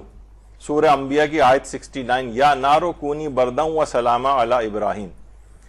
اے آگ ٹھنڈی ہو جا اور سلامتی کا باعث بن جا ابراہیم پر. صحابی کہتے ہیں میں نے آیت لکھی اور بخار والے مریض کے گلے میں ڈالی تو اسے افاقہ ہوا اور وہ تندرست ہو گیا. تذکرۃ الاطہار میں شیخ مفید نے اس کو لکھا ہے. تو پیغمبر خود امام حسن عسکری علیہ السلام خود یہ یعنی امراض کی شفایابی کے لیے قرآنی آیات کو تجویز فرماتے تھے. اچھا خالی آگ ٹھنڈی ہونے کو نہیں کہا, بلکہ ایسا نہ ہو کہ بعض اوقات اتنی ٹھنڈک بھی نقصان دہ ہو جاتی, کہا ٹھنڈی ہونے کے باوجود بھی سلامتی کا باعث بھی بن جا, یعنی اتنی زیادہ بھی ٹھنڈی نہ ہو کہ وہ سلامتی خطرے میں بڑھ جائے. اچھا پیغمبر اکرم صلی اللہ علیہ وآلہ وسلم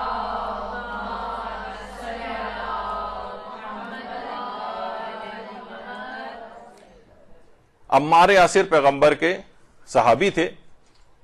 تو ان کے اوپر بھی بے تحاشا مظالم عمار یاسر کے اوپر ہوتے تھے, اور وہ یہ بھی کرتے تھے مظالم کرنے والے کفار کہ عمار یاسر کو آگ جلا کر آگ سے جسم کو جلاتے تھے آ کر. ان کی قید میں تھے عمار یاسر. پیغمبر اکرم جب وہاں سے گزرتے تھے تو عمار یاسر کے سر پر ہاتھ پھیرتے تھے, صبر کی تلقین کرتے تھے, اور یہ والی آیت پر اس انداز سے پڑھتے تھے کہ یا نارو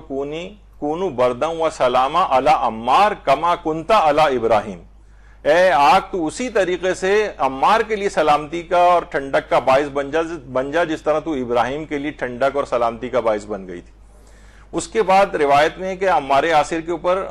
آگ کے جلنے کا کوئی اثر نہیں ہوتا تھا, اور پیغمبر بھی یہ بات کہتے تھے کہ عمار تم کو یعنی اس مظالم کے نتیجے میں تمہاری موت نہیں ہوگی, بلکہ تقتلک بفئۃ الباغیہ, کہ ایک باغی گروہ تم کو قتل کرے گا, تمہاری اس مظالم کے نتیجے میں موت واقع نہیں ہوگی. تو بہرحال یہ عمار یاسر اور حضرت اویس قرنی کا روضہ ہے, لیکن یہ ان کفار ہی کی جو ابھی تک شاید اولادیں چل رہی ہوں, انہوں نے یہ جب داعش آئی تھی تو اس نے رقہ جو شہر ہے, عمار یاسر کا روضہ جو ہے وہ شام کے علاقے میں, کیونکہ جنگ صفین میں عمار یاسر جو ہے وہ شہید ہوئے تھے, اور وہاں پر باقاعدہ بم دھماکہ کر کے داعش والوں نے ان کا مزار جو ہے وہ اڑا دیا تھا, اور حضرت اویس قرنی کا بھی اور عمار یاسر کا بھی. اور آپ نے دیکھا کہ کس قدر وہاں پر اس کا نقصان کا باعث جو ہے وہ بنا تھا ان کے روضے کے لیے. اور وہی عمار یاسر کی جو والدہ اور ان کے والد یاسر جو تھے, جو بالکل مسجد الحرام کے صحن کے بالکل سامنے ایک مقبرہ ہے جسے مقبرۃ الشبیکہ کہا جاتا ہے. یہ وہ جگہ ہے کہ جہاں پر کفار و مشرکین مکہ اپنی بیٹیوں کو زندہ دفن کیا کرتے تھے, یہ اسی جگہ پر ہے. اور یہ بالکل الٹے ہاتھ پر آپ دیکھ رہے ہیں کہ جو سفید ماربل لگا ہوا ہے مسجد الحرام کا صحن ہے, اور اس کے آگے یہ ایک میدان نما جو ایک چیز احاطے کے اندر بنی ہوئی ہے مقبرۃ الشبیکہ ہے. اور یہ ابھی تک ویسے ساری چیزیں انہوں نے مٹا دی ہیں زیارات, لیکن اپنے آباء و اجداد کی اس یادگار کو مقبرۃ الشبیکہ وہ ابھی تک وہاں پہ برقرار رکھا ہوا ہے. اور بہرحال اسی کے اندر عمار یاسر کی والدہ بھی مدفون ہیں, جن کو ابو جہل نے جسم کے نچلے حصے پر نیزہ مار کے شہید کیا تھا, اور ان کے والد یاسر جو ہیں وہ بھی اسی جگہ پر مدفون ہیں. تو بہرحال یہاں پہ بھی صاحبان ایمان جاتے ہیں, اور ان جو مقدس ہستیاں یہاں پر دفن ہیں ان کے لیے, اور وہ بیچاری مظلوم بچیاں اور لڑکیاں جو پیدا ہوتے ہی زندہ دفن کر دی جاتی تھیں, وہ بھی اسی قبرستان کے اندر گویا یہ نوحہ پڑتی ہوئی یہ زمین جو ہے وہاں پر نظر آتی. تو بہرحال عمار یاسر کا آپ نے دیکھا کہ بہرحال یہ اب کیا ہے کہ وہ آیت یا نارو کونی بردم و سلامہ علی ابراہیم, یہ والی آیت کو تھوڑی سی تبدیلی کے ساتھ, یعنی حضرت عمار یاسر کا نام لے کے کہ یا نارو کونی بردم و سلامہ علی عمار کما کنتا علی ابراہیم کہہ کے پیغمبر اکرم بھی اس آیت کو پڑھا کرتے تھے, اور اس کے بعد آگ کا کوئی اثر عمار کے اوپر نہ ہوا. تو بہرحال اس طرح سے. اچھا اسی طرح دیکھا جائے تو صدقہ دینے میں بھی ایسی خصوصیت ہے کہ بیمار, بھائی صدقے سے تو کسی کی امداد ہو رہی ہے, تو یہ بیماری سے شفا یابی کیسے مل رہی ہے؟ ان چیزوں کے سب اثرات ہیں. فرماتے ہیں کہ مریض کی شفا یابی کے لیے میں نے صدقے سے زیادہ مؤثر کسی شے کو نہیں پایا. امام موسیٰ کاظم علیہ السلام اپنے گھر والوں کے بیمار ہونے کی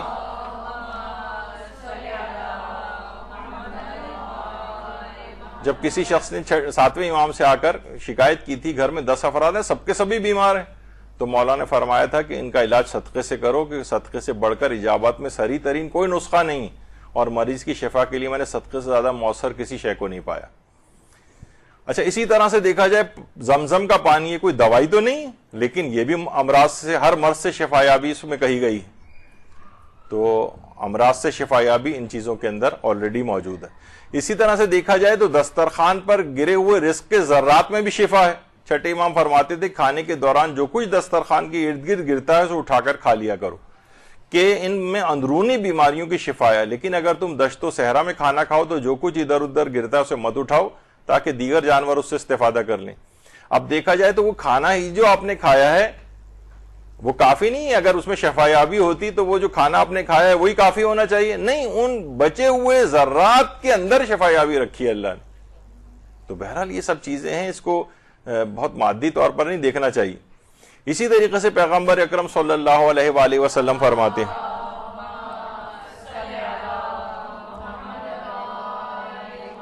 کہ جو شخص اپنے اور کسی دوسرے کے درمیان فیصلے کے وقت سورہ مرسلات کی تلاوت کرے گا تو اللہ اسے دشمن پر تقویت دے گا اور کامیابی سے ہمکنار فرمائے گا۔ اس کا مطلب ہے دشمن پر کامیابی کے لیے بھی سورہ مرسلات کی جو ہے وہ تلاوت فائدہ مند ہے۔ ہم یہ تو نہیں کہہ سکتے کہ صرف اور صرف کتاب ہدایت ہے باقی اس کا کوئی فائدہ نہیں، دشمن پر بھی کامیابی عطا کرتی ہے۔ اس طرح سے سورہ مرسلات کے متعلق کہا جاتا ہے کہ یہ پیٹ کے درد کے لیے بھی شفا بخش ہے۔ جسم میں کہیں پہ بھی درد ہو اس کے لیے بہت سارے الگ الگ سورہ جو ہے وہ تجویز کیے گئے ہیں، جس میں خاص طور پر پیٹ کے مرض کے لیے سورہ مرسلات، یعنی پیٹ میں اگر کسی کو شدید درد ہو رہا ہو تو اس پر سورہ مرسلات پڑھی جائے۔ اسی طرح سے پیدائش میں آسانی کے لیے پیغمبر اکرم صلی اللہ علیہ وآلہ وسلم فرماتے ہیں کہ جس عورت پر بچے کی ولادت مشکل ہو اگر سورہ انشقاق کو لکھ کر اسے باندھا جائے یا اس کے پاس اس سورے کی تلاوت کی جائے تو ولادت بہت آسانی اور جلدی سے ہوگی۔ تو ولادت میں مشکل کے لیے سورہ انشقاق کو پڑھا جائے یا اس کو باندھا جائے، اس کا مطلب ہے کہ یہ سب فوائد سوروں کے اندر موجود ہیں۔ ایک چیز اور بھی ذکر کر دوں، عام طور پہ اس طرح کی چیزیں، یہ جو مریم بوٹی یا مریم پنجہ جو کہلاتا ہے، اور میدان احد کے اندر لوگ اتنے سارے ٹھیلے وہاں لے کے کھڑے ہوتے ہیں اور سارے حاجی جا کر اس کو لے رہے ہوتے ہیں، خواتین بھی۔ تو بہرحال یہ کوئی بہت پرانی اس طرح سے چیز چلی آ رہی ہے کہ یہ مریم بوٹی اب یا مریم پنجہ، پہلے تو یہ اس بات یاد رکھ لیجئے کہ کہا یہ جاتا ہے لیکن یہ کسی بھی روایت کے اندر حضرت مریم سے ثابت نہیں کہ جب ان کے حضرت عیسیٰ کی پیدائش کا وقت قریب آیا تھا تو انہوں نے اس بوٹی کو اپنے ہاتھ میں پکڑا تھا اس وقت، تو اس وجہ سے اس کو مریم پنجہ کہا جانے لگا یا مریم بوٹی کہا جانے لگا۔ اس کا کوئی بھی انتساب حضرت مریم سے ثابت نہیں۔ تو یہ جو مریم پنجہ اس طرح سے ہے، اور بعض اوقات اس طرح کی چیزیں بہت رائج ہیں، سارے حاجی لے کر جاتے ہیں کہ جس جگہ ولادت ہو رہی ہو اس کی بیڈ کے نیچے مثلا یہ ایک پانی میں ڈال کر اس کو پنجے کو جو ہے جو پنجے کی شکل کا ہوتا ہے اس کو پانی میں ڈال دیا جائے اس بوٹی کو، اور تو یہ اس میں خصوصیت یہ ہوتی ہے کہ پانی اس میں جذب ہوتا ہے، پھیلتی چلی جاتی ہے، تو جیسے جیسے یہ پھیلے گی اور تو ویسے ہی اس کے لیے ولادت اور آسان ہوتی جائے گی اور جلدی اور آسانی کے ساتھ ہو جائے گی۔ تو یہ ایک دماغوں میں کانسیپٹ ہے، اس قسم کا کوئی بھی اثر ان چیزوں کا نہیں ہے، بلکہ میں نے الگ سے بھی ریسرچ کی تو اس کے اندر جو کیمیکل وغیرہ ہیں وہ بہت مائنیوٹ، اس میں بھی یہ پوائزنس ہے، یعنی جو مریم پنجہ ہے مریم بوٹی اگر اسے کوئی کوٹ کے کوئی بعض اوقات سننے میں آتا ہے کہ لوگ کھلاتے بھی ہیں اس کو تو یہ نقصان کا باعث بنتی ہے، بلکہ سننے میں یہ آتا ہے، اور بعض خصوصیات کچھ ریسرچ ایسی ہوئی ہیں کہ یہ ایبارشن کاز کرنے کا بھی جو ہے وہ باعث بنتی ہے، اور سننے میں آتا ہے جو پرانی آپ یہ کو بھی جو ٹرکش ڈرامے وغیرہ کچھ عرصے پہلے آ رہے تھے تو اس میں بھی کہ جناب وہ بادشاہ کی کئی بیویاں ہیں تو کسی کے یہاں ولادت ہو رہی ہے تو جو شوقان جیلسی کے اندر اس طرح کی چیزیں کوٹ کے مثلا اس کو کھانے میں کھلا دیتی ہیں جس سے وہ حمل ضائع ہو جائے اس کا، تو اس طرح کی بہرحال چیزوں میں یہ ہے کہ تو 16ویں صدی جو سینچری تھی اس کے اندر یہ چیز کامن تھی، تو یہ اس طرح کی کسی چیز کا کوئی اس میں اثر نہیں ہے مریم بوٹی یا مریم پنجے وغیرہ کے اندر، نہ حضرت مریم سے اس کا انتساب ثابت ہے، لیکن بے تحاشا وہاں ٹھیلے لگے ہیں اور حاجی خوب خریداری کر کے ان کی لے جا رہے ہوتے ہیں، بہرحال یہ نقصان دہ ہے۔ اچھا اسی طرح سے سورہ بلد کو لکھ کر اگر کسی کمسن یا نومولود کے باندھ دیا جائے تو وہ بچہ ہر آفت اور رونے سے بھی امان میں رہے گا، یہ بھی چھٹے امام کی حدیث ہے، یعنی بچوں کی حفاظت کے لیے جو بچے بے تحاشا روتے ہوں بلا وجہ رو رہے ہوتے ہیں پہلے تو یہ کاز تلاش کرنا چاہیے، بعض اوقات بھوک سے رو رہے ہوتے ہیں، غذا پوری نہیں مل رہی ہوتی، رو رہے ہوتے ہیں، پیٹ میں گیسز کی وجہ سے رو رہے ہوتے ہیں، اور بہت سی وجوہات ہو سکتی ہیں. پہلے اس کو، یا مثلاً ڈائپرس ان کے گیلے ہوئے ہیں، بہت سی خواتین اتنا زیادہ وہ نہیں کر رہی ہوتی ہیں اور بچہ اسی گیلے حالت کے اندر جو ہے نا وہ پریشان ہو کے رو رہا ہوتا ہے. پہلے تو اس کی جو آبویس کوئی کاز ہے اس کو ریموو کریں. لیکن ان ایکسپلینڈ اگر کوئی بہت زیادہ روتا ہو بچہ، تو کسی جگہ سننے میں آیا تھا نا کہ ہوا کہ جناب سونامی کسی جگہ آنے والا تو انہوں نے اپنے بچے وہاں پہ بھجوا دیے. تھوڑے دن بعد خط وہاں سے آیا کہ سونامی یہاں بھیج دیجیے، بچوں کو واپس بلا لیجیے. تو بہت سے بچے اتنا زیادہ پریشان بھی کرتے ہیں.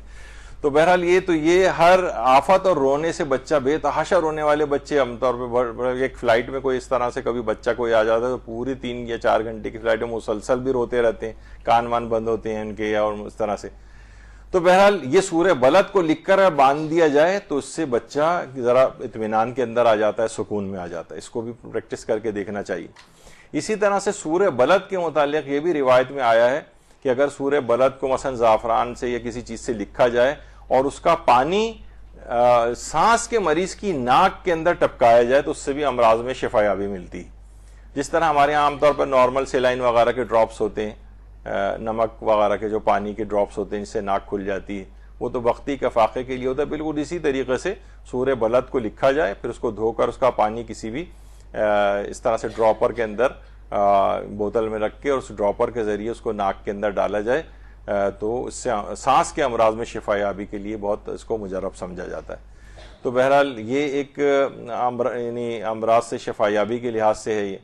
اور آیت اللہ سیستانی نے اپنے فتاوی میں توضیح المسائل جامع کے اندر بہت سارے مسائل لکھے ہیں. اس میں مسئلہ 661 پہ آپ آ جائیے تو وہی چیز آئے گی کہ جس میں آیت اللہ سیستانی نے کہا کہ محتضر کی آسانی کے لیے سکرات کی حالت میں ہو اس کے سرہانے سورہ مبارک یاسین، صافات، سورہ احزاب، آیت الکرسی، سورہ اعراف کی 54ویں آیت، سورہ بقرہ کی آخری 3 آیات پڑھنا یہ مستحب ہے، بلکہ قرآن مجید جتنا زیادہ پڑھنا ممکن ہو پڑھیں. تو اس سے کیا ہوگا، اس کی جان آسانی کے ساتھ نکلے گی. اس کے ان سورہ پڑھنے کے ثواب اور اپنی جگہ پر یہ فوائد ہیں دنیاوی طور پر. تو پھر وہ ان لوگوں کے لیے آ جائے گا کہ جناب ابھی وہ افراد جو کہتے ہیں تفکر و تدبر کے علاوہ بالکل بے فائدہ ہے قرآن پڑھنا، تو یہاں پر وہ مرنے والا جو جان کنی کے عالم میں اس کو کیا بیٹھ کے اب تفسیر قرآن بیٹھ کے سمجھائیں گے اس موقع پر؟ نہیں، صرف آپ کو تلاوت کرنی. تفکر و تدبر خود کریں گے یا کروائیں گے؟ جب تک آپ تفکر ایک ایک آیت پہ کرتے ہوئے جائیں گے. تو اتنے سارے سورہ پڑھنے کو کہا جا رہا ہے، وہ کون سا جان کنی کی حالت میں آپ کے سامنے جو 8-10 گھنٹے کے لیے بیٹھا ہوا ہے جو یہ سارے سورہ تفکر کر کے اسے پڑھیں گے ہم؟ تو ان سب چیزوں کے فقط تلاوت کے بھی فائدے ہیں. اس کو الگ الگ چیزوں کو آپس میں ملانا نہیں چاہیے اور ایک کو اس بات اس طرح سے نہیں کرنا چاہیے کہ باقی سب چیزوں کا انکار ہو جائے. تو بہرحال یہ آیت اللہ سیستانی نے بھی لکھا ہے، بلکہ آگے لکھا ہے کہ مستحب ہے کہ جس کی جان سختی سے نکل رہی ہو، اگر میت کے لیے اذیت کا باعث نہ ہو تو اسے اس جگہ لے جائیں جہاں وہ نماز پڑھا کرتا تھا، آسانی سے جان نکلے گی. دیکھا جائے تو نماز پڑھ کے ختم ہو گئی وہ جگہ، یعنی اب تو وہاں نہیں پڑھ رہا ہے نا، لیکن اس کے اثرات وہاں پر رہتے ہیں اس جگہ کے اوپر جہاں پہ وہ نماز پڑھتا تھا. اب آسانی کے ساتھ اس کی جان نکل جائے گی. تو بہرحال یہ سب چیزیں اثرات ہیں. اب یہ ہم بہت زیادہ مادیات میں پڑ گئے ہیں، اس وجہ سے ان چیزوں کا انکار کرنے لگے، ورنہ یہ سب موجود ہیں چیزیں. اور یہی سورہ صافات جس کا بھی آپ نے تذکرہ سنا کہ حضرت قاسم کو امام موسیٰ کاظم کا سورہ اللہم صلی علی محمد و آل محمد کہ امام موسیٰ کاظم کے فرزند کے انتقال کے وقت امام موسیٰ کاظم نے اپنے بیٹے حضرت قاسم کو حکم دیا تھا کہ اپنے بھائی کے سرانے بیٹھ کر سورہ صافات کی تلاوت کرو. اور جناب قاسم اس آیت پر پہنچے فاستفتہم اہم اشد خلقا امن خلقنا انا خلقناہم من طین لازب. تو جیسے یہ پڑھا تو فوراً ان کے بھائی کی روح کی جو حالت اعتذار ان کی ختم ہوئی اور ان کی روح قفس انصری سے پرواز کر گئی. یعنی بہت آسانی کے ساتھ جان نکل جائے گی اور سختی کا کوئی سامنا نہیں کرنا پڑے گا. اس وجہ سے سورہ صافات کی تلاوت کا یہ دماغ میں تھوڑا سا رہنا بھی چاہیے. اور بہت مختصر سے کتابچہ ہم نے تیار کیا ہے مدرسے نے. ایک تو سامان سفر آخرت بیگ کے نام، سامان سفر آخرت کے نام سے، اور ایک ہے بعد میرے مرنے کے کام یہ ہیں کرنے کے. تو اس کے اندر بھی ان چیزوں کو لکھا ہے. مختصر سا کتابچہ ہے، کبھی نہ کبھی ضرورت پیش آتی ہے، گھروں میں اموات بھی ہوتی ہیں، تو اس موقع پر مرنے والے کو بہت ضرورت ہوتی ہے کہ اس کو فائدہ پہنچایا جائے. تو اس وقت آپ کہاں کتابیں بڑی بڑی ڈھونڈنے نکلیں گے؟ تو مختصر کتابچے کے اندر یہ چیزیں اور ویسے بھی دماغ میں رہنی چاہیے کہ کبھی پیش آئے تو فوراً آپ اس کو پڑھ کر فائدہ پہنچا سکیں. تو سورہ صافات کا پڑھنا یعنی مردے کے لیے بہت فائدہ مند ہے. اسی طرح سے سورہ بروج کے متعلق پیغمبر اکرم صلی اللہ علیہ وآلہ وسلم فرماتے ہیں کہ سورہ بروج کی تلاوت ہر قسم کے خوف اور مشکلات سے نجات کا باعث ہے. وہ اپنی جگہ پر ہے کتاب ہدایت ہونا, لیکن الگ سے پیغمبر فرما رہے ہیں کہ خوف کے مراحل جب آ جائیں اس وقت سورہ بروج کی تلاوت کریں, مشکلات میں کہیں پھنس جائیں سورہ بروج کی تلاوت کریں, یہ نجات کا باعث بنے گا. اور سورہ بروج کو کہا جاتا ہے کہ یہ بہترین نیند کے لیے بڑی فائدہ مند ہے. یعنی اگر کوئی شخص چاہتا ہے کہ بے خوابی, ڈیفیکلٹی اس کو سونے میں ہوتی ہے بہت زیادہ, تو سورہ بروج کی تلاوت کر کے سوئے, بہت آسانی کے ساتھ اسے نیند آئے گی. اور خاص طور پہ سورہ بروج کے متعلق یہ بات کہی جاتی کہ وہ بچے جن کے لیے دودھ چھڑائی بہت مشکل ہوتی ہے, ودڈرال ان کا جو ہوتا ہے, بڑے مسائل کا سامنا کرنا پڑتا ہے, تو وہ ایسے بچوں کے لیے بھی ان کے اوپر بھی سورہ بروج پڑھی جائے تو وہ جلد ان کے لیے یہ جو سخت مرحلہ ہوتا ہے دودھ چھڑائی کا وہ بھی آسان ہو جاتا ہے. اسی طرح سے پیغمبر یہ بھی فرماتے ہیں کہ جو زہر پی لے یا زہریلا سانپ اسے ڈس لے تو پانی پر سورج بروج پڑھ کر اس شخص کو پلایا جائے تو انشاءاللہ اس کو زہر نقصان نہیں پہنچائے گا. تو بہت سے ایسے زہریلی چیزیں ہیں جو کاٹ لیتی ہیں, کسی ایسی جگہ جاتے ہیں, فارم ہاؤس چلے گئے, فلاں کسی سانپ نے کاٹ لیا خدا نہ خواستہ کسی کو, تو وہاں پہ کوئی چیز اویلیبل نہ ہو یا ڈاکٹر تک جب تک پہنچا نہ جا سکے, کیونکہ اس میں فوری اقدام کی بعض اوقات ضرورت ہوتی ہے. تو اگر کچھ چیزیں ٹپس کے اوپر ہوں تو انشاءاللہ اس پہ عمل کر کے ان سے فوائد حاصل کیے جا سکتے ہیں. تو سورہ بروج کو پانی پہ پڑھ کر اس کو پانی پلایا جائے تو انشاءاللہ زہر کو کوئی نقصان نہیں پہنچائے گا. اسی طرح سے چھٹے امام یہ بھی جملے ارشاد فرماتے ہیں کہ جو شخص سورہ غاشیہ کو کھانے پینے کی چیزوں پر پڑھے گا تو وہ ان کے مضر اثرات سے محفوظ رہے گا اور اللہ اسے رزق میں سلامتی بھی اور اس کے رزق میں سلامتی قرار دے گا. یعنی سورہ غاشیہ کو کھانے پینے کی چیزوں پر پڑھ دیا جائے, یا اگر سورہ غاشیہ نسبتاً خیر اتنا بڑا سورہ نہیں ہے لیکن اس سے بھی کہیں چھوٹا ایک سورہ ہے, وہ ہے سورہ قریش. سورہ قریش کو اگر کھانے کے اوپر پڑھ دیا جائے تو کھانے کے مضر اثرات ختم ہو جاتے ہیں. تو آپ کو پتہ ہے کہ ہمارے ہاں اس قسم کے کھانے آج کل مضر صحت کھانے ہی تعداد میں زیادہ ہو گئے ہیں, عام طور پہ باہر بھی کہیں کھانے جاتے ہیں. تو ہمارے جو آفس میں ایک کولیگ ہیں, کبھی ان کے ساتھ جو ہے وہ کہیں باہر کھانے جانا پڑے تو وہ جو ویٹر آتا ہے اس سے کہتے ہیں ذرا فلیجل کا پاؤڈر بھی ساتھ لیتے آنا. یعنی بعض اوقات ہوٹلوں میں اس قسم کے کھانے کے آپ کو پتہ بھی نہیں ہوتا کہ کیا جو ہے اس کے اندر کوئی مضر صحت چیز ہو. تو بہرحال سورہ غاشیہ اور سورہ قریش خاص طور پر کھانے کے مضر اثرات کو ختم کرتا ہے. اسی طریقے سے سورہ غاشیہ کے متعلق کہی جاتی کہ دانت کے مرض میں بھی, دانت میں اگر درد ہو تو اس میں بھی فوری افاقے کے لیے اگر دانت میں درد ہے اور سورہ غاشیہ کی تلاوت کی جائے یا اس مرض والی جگہ پر کوئی دوسرا پڑھ کے پھونک مارے تو اس سے بھی دانت کے درد میں کافی کمی واقع ہوتی. اسی طرح سے سورہ مائدہ, یہ بھی ہمارے چھٹے امام جعفر صادق علیہ الصلوۃ والسلام فرماتے ہیں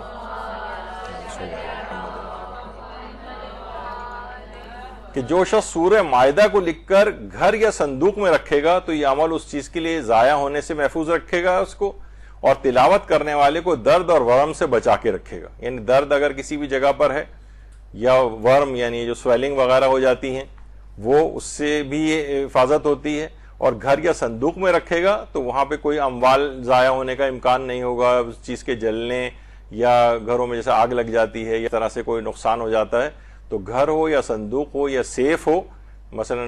بینکوں میں بھی آج کل جو لاکرز وغیرہ ہیں وہ بھی وہاں کے ملازمین ہی جو بعض اوقات لوٹ کے لے جاتے ہیں اس کو. تو بہرحال اس میں بھی سورہ مائدہ کو لکھ کر اس سیف ڈپازٹ کے اندر رکھ دی جائے لاکر کے اندر, تو انشاءاللہ اس سے بھی مکمل حفاظت رہے گی گھر میں بھی جہاں کوئی قیمتی چیز رکھی ہو. تو سورہ مائدہ اگرچہ دیکھا جائے تو یہ کتاب ہدایت کا سورہ ہے نا, اس سے فقط ہدایت لینی چاہیے. اس کو ہم گھر میں رکھ رہے ہیں, صندوق میں رکھ رہے ہیں, لاکر میں رکھ رہے ہیں, درد اور ورم سے بھی بچاتا ہے. تو یہ سارے اثرات ہیں اس کے جو الگ سے روایات کے اندر آئے ہیں. اچھا, ایک روایت میں یہ بھی پیغمبر اکرم صلی اللہ علیہ وآلہ وسلم نے فرمایا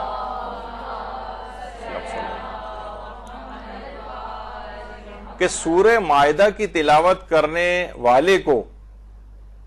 تمام عیسائیوں اور تمام یہودیوں کی تعداد کے 10 گنا برابر نیکیاں عطا فرمائی جاتی ہیں۔ اچھا اب اگر دیکھیں اس وقت دنیا کی آبادی 6 ارب سے متجاوز ہو گئی ہے، اس میں سے اس وقت عیسائیوں کی تعداد 2.5 ارب ہے، 2.5 ارب، اور یہودیوں کی تعداد 50 لاکھ ہے۔ یعنی اتنی کم یہودیوں کی اس مقابلے میں تعداد ہے، کیونکہ ان کے مذہب میں تبلیغ کرنا حرام ہے۔ کا تبلیغ نہیں ہو سکتی، کوئی نیا آدمی غیر یہودی یہودی نہیں بن سکتا۔ یہودی خدا کی بڑی چنیدہ مخلوق ہے، قرآن میں نقل بھی ہوا کہ ہم تو ایک دن یا اس سے زیادہ اگر جہنم میں گئے بھی تو اس سے زیادہ نہیں ٹھہریں گے۔ تو بہرحال یہودی اتنی کم تعداد، جب امام خمینی کہتے تھے کہ دنیا میں مسلمانوں کی تعداد 2 ارب کے قریب ہے، اگر ہر مسلمان صرف اور صرف ایک پانی کی بالٹی لے کے اسرائیل کی طرف اچھال دے تو پورا اسرائیل اسی وقت ڈوب کے ختم ہو جائے گا۔ تو بہرحال 2.5 ارب کے قریب آبادی ہے عیسائیوں کی، 2 ارب ہے مسلمانوں کی، 50 لاکھ ہے مثلا یہودیوں کی، اور ہندوؤں کی جو ہے وہ 1 ارب کے قریب تعداد ہے، یا اس سے بھی کچھ اور ہو گئی ہے۔ تو بہرحال خدا کا شکر ادا کیا کریں کہ آپ کو ایک تو مسلمان پیدا کیا، پھر مکتب اہل بیت کے اندر پیدا کیا اور ان تمام مذاہب میں سے نہیں قرار دیا۔ اور جو بدھسٹ ہیں ان کی تعداد پوری دنیا میں 50 کروڑ ہے، 50 کروڑ۔ پیغمبر فرماتے ہیں کہ پوری دنیا میں جتنے بھی عیسائی اور یہودی ہیں ان کی تعداد کے 10 گنا برابر اسے عطا کیا جائے گا جو سورہ مائدہ کی تلاوت کرے گا۔ تو 2.5 ارب کو تو ویسے ہی آپ 10 سے اور ضرب دے دیں مثلا، تو کتنے اجر و ثواب کا باعث جو ہے سورہ مائدہ کی تلاوت ہے۔ اور بہرحال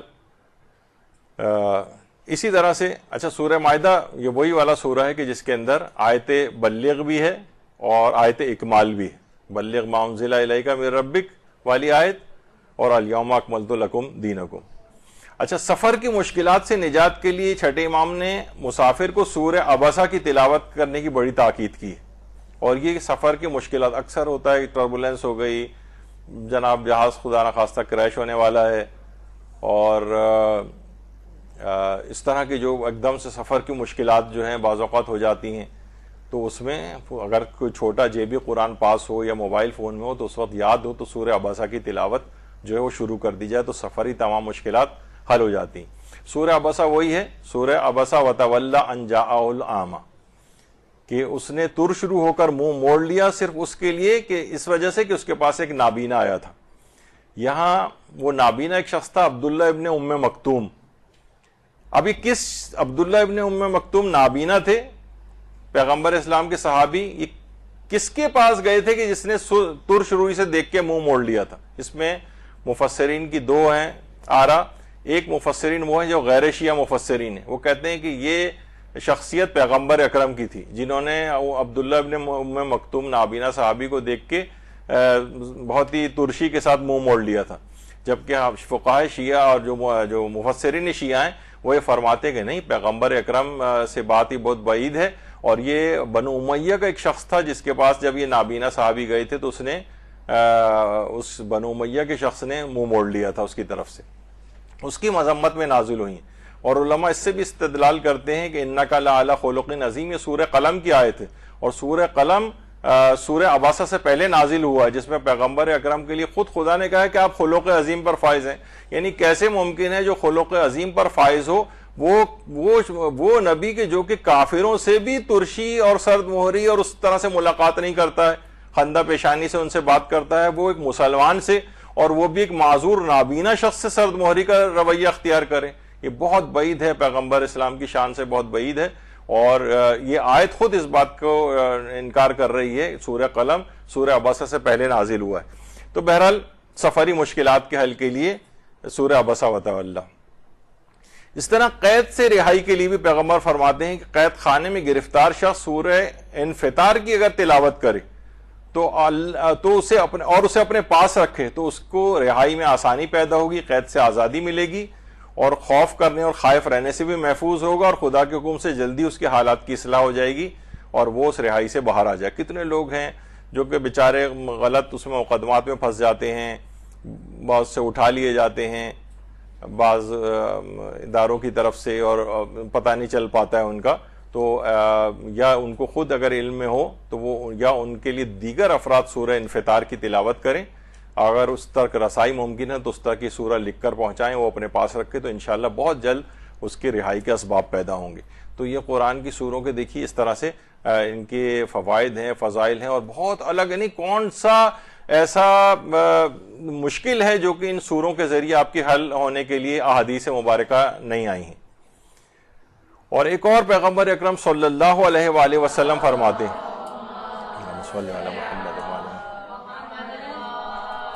کہ جو بھی سورہ انفطار کی تلاوت کرے گا قیامت کے روز جس طرح بالکل ایک جاگتی آنکھوں سے تم کسی کو دیکھتے ہو، اس طرح سے وہ شخص میری زیارت کر سکے گا. سورہ انفطار کی تلاوت کرنے والا اس طرح سے قیامت کے روز بالکل آمنے سامنے پیغمبر اکرم کو دیکھے گا. تو یہ خود کتنا بڑا عظمت ہے اس بات کی، کیونکہ ہر جنت میں جانے والا شخص بھی ہر وقت پیغمبر سے ملاقات کا اس کا طریقہ نہیں ہوگا، ہر وقت بھی نہیں دیکھ سکے گا. لوگوں کے درجات کے اعتبار سے ممکن ہے بہت سے لوگوں کو کئی سالوں بعد، جو بھی وہاں کے سال ہوں گے، ان کو زیارت نصیب ہو. بہت سے لوگ جو ہیں ایک مہینے میں ان کو ایک دفعہ زیارت نصیب ہوگی اپنے مقام و مرتبہ کے مطابق. بہت سے لوگوں کی ایک ہفتے میں ہوگی، جو بھی وہاں کا ہفتہ ہوگا. بہت سے لوگوں کی ہو سکتا ہے روزانہ، اور بہت سے ان کے جوار میں ان کے ساتھی رہنے والے ہر وقت زیارت کرنے والے ہوں گے. تو انسان کو چاہیے کہ جنت کی ڈیوڑی اور وہ بالکل دروازے کے پاس والی جگہ نہیں، بلکہ جو کہتے ہیں نا بھائی ہمیں تو ڈیوڑی مل جائے تو کافی ہے جنت کی، نہیں، کیونکہ وہاں جا کر آپ کو احساس ہوگا کہ میں اور مقامات کو حاصل کر لیتا اور نیکیاں کر لیتا. وہ اتنی عمر تو مجھے بھی ملی تھی جتنی اس شخص کو ملی جو روزانہ پیغمبر کو دیکھ رہا ہے، اور مجھے کئی سال بعد ان کی زیارت مل رہی ہے. تو روحانیت میں بھی اور اپنے اعمال میں بھی ترقی کرنی چاہیے. اسی طرح سے چھٹے امام جعفر صادق علیہ السلام فرماتے ہیں کہ جو شخص جمعے کے دن 2 رکعت میں پورے سورہ ابراہیم اور سورہ ہجر کی تلاوت کرے تو اس وقت تک کبھی بھی محتاجی، جنون اور بلا و آزمائش اس تک نہیں پہنچے گی. یعنی جمعے کے دن 2 رکعت میں دیکھا جائے تو یعنی اس کے وہ اثرات نہیں پڑھ، یہ نمازوں کے اندر رہا ہے، لیکن کیا نہ محتاجی، نہ جنون، پاگل پنا، یہ سائیکائٹری کا امراض نہیں ہوں گے، اور کوئی بلا و آزمائش اس کو نہیں پہنچے گی. تو ان سب کے ویسے اثرات ہیں اس طرح سے. اسی طرح سے مثلا سورہ فلق کو لکھ کر اپنے پاس رکھنا بہت مفید ہے، اور چشم بد کے لیے ایک تعویذ ہے سورہ فلق کو. یہ پیغمبر اکرم صلی اللہ علیہ وآلہ وسلم فرماتے ہیں صلی علی محمد وآل محمد، یعنی نظر بد کا قرآنی تعویذ ہے سورہ فلق. یہی وجہ ہے کہ یہاں پر پوری کلاس ہماری ہو چکی ہے نظر بد سے بچنے کے 19 طریقوں پہ. اس کے اندر بھی یہ چیزیں سب آئی ہیں، لیکن وہ اور زیادہ مفصل کلاس ہے، تو اس کے اندر یہ سب چیزیں جو ہیں وہ بیان ہوئی ہیں. اسی طرح سے سورہ مطففین، یہ کسی گودام پر پڑھی جائے تو اللہ کے حکم سے گودام ہر آفت سے محفوظ رہے گا. ایک تو گودام کی آفتیں مثلا کیا ہوتی ہیں، کیڑے پڑ جاتے ہیں، مثلا آٹے کا جو بحران، اور یہ کبھی کبھار پوری چیزیں جو ہیں خراب ہو جاتی ہیں. تو وہاں سورہ مطففین بیٹھ کر تلاوت کی جائے کہ زمیندار افراد ہیں وہ اس قسم کے، یا ان تک چیز پہنچائی جائے، یا مثلا وہ آگ لگنے سے، یا اور لوٹ مار بھی آج کل ہوتی ہے کہ پورے گودام سے چیزیں اٹھا کے لے گئے. تو بہرحال وہ ہر قسم کی آفت سے وہ محفوظ ہوگا اگر سورہ مطففین کی تلاوت کی جائے. اور اسی طرح سورہ نبا جو امام صادق فرماتے ہیں جو ہر روز باقاعدگی سے سورہ نبا کی تلاوت کرے گا اسے انشاءاللہ 1 سال کے اندر خانہ کعبہ کی زیارت نصیب ہوگی. تو ہم پڑھ رہا ہے وہ سورہ نبا، وہ ہے ہدایت کے لیے سورہ، لیکن کیا ہے کہ اس کی یہ اثرات کیا ہیں کہ خانہ کعبہ کی زیارت مل رہی. سورہ نبا اما یتساءلون عن النبأ العظیم والا، اس میں نبأ عظیم سے مراد روایات کے اندر ہے، میرے خیال تقریباً 10 یا 20 کے قریب روایات ہیں. اس میں نبأ عظیم سے مراد حضرت امیر المومنین علیہ الصلوۃ والسلام، ان کی ولایت کے متعلق جو ہے نبأ عظیم سے مراد ان کی ولایت ہے. اللہم صلی علی محمد وآل محمد.